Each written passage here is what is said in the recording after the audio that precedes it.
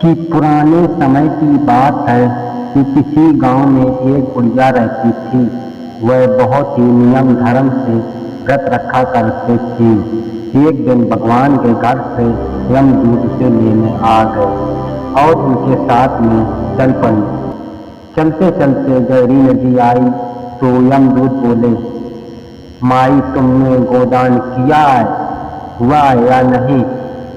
बुढ़िया ने उनकी बात सुनकर मन में श्रद्धा पूर्वक गाय को ध्यान किया और वह उनके समझ आ गई। बुढ़िया इस गाय की पूंछ पकड़कर नदी पार कर गई।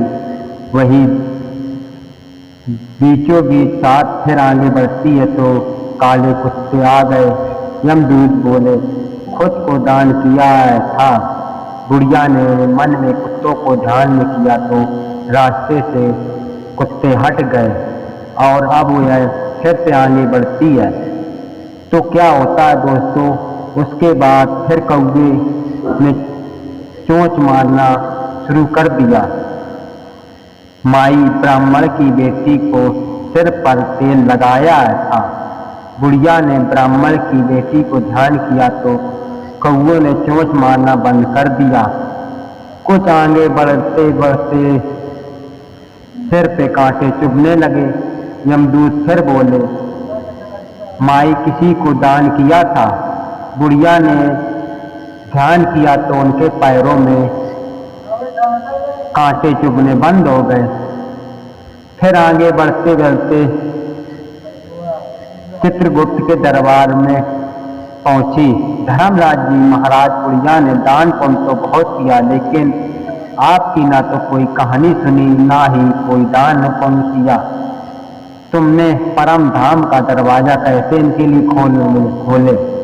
सारी बात सुनने के बाद बुढ़िया बोली, हे भगवान, आप मुझे 7 दिन के लिए धरती पर भेज दीजिए।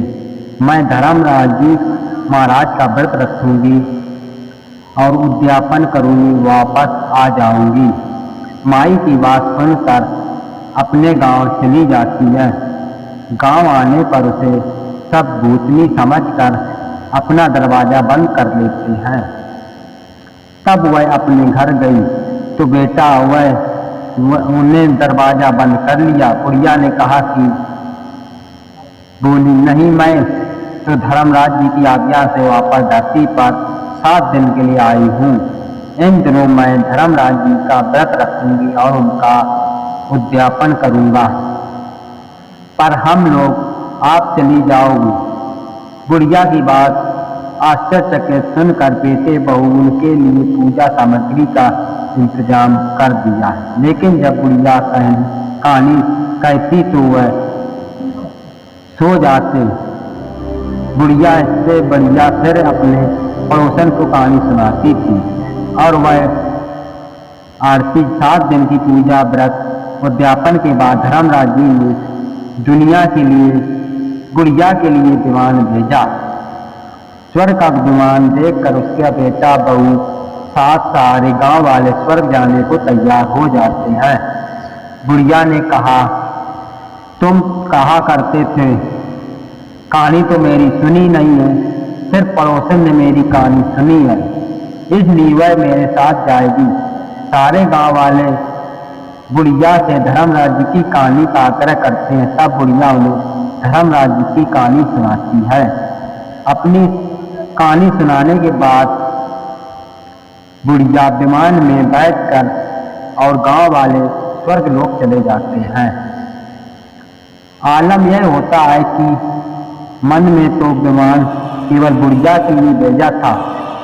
यमराज बोले, बुढ़िया माई कहती है, धर्मराज जी महाराज, मैंने जो पुण्य किया उनके अलावा गांव वालों को दे दीजिए। इस तरह धर्मराज जी ने ग्रामवासियों को स्वर्ग में जगह दे दी। धर्मराज जी महाराज, जैसे आपने बुढ़िया की सभी ग्रामवासियों को स्वर्ग में जगह दी है, उसी तरह हमें भी देना। इससे सुनकर होगा। बुढ़िया बोली, महाराज, कहानी को इस तरह आप लोगों ने सुना है, जगह देना। धर्मराज जी महाराज, आप सभी को सुख शांति प्रदान करना। जय हो धर्मराज जी।